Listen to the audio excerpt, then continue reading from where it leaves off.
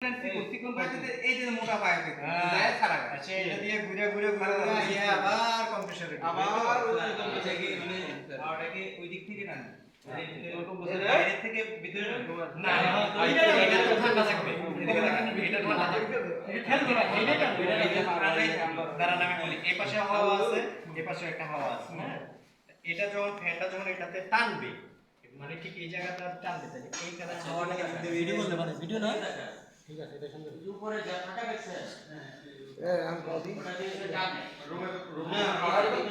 না এটা দিয়ে বের হয় খুব খারাপ এখন এখানে আমরা কতগুলো লোক আছি 12 জন এসে যাবে একটু পাও একটু পাও না 122 যাই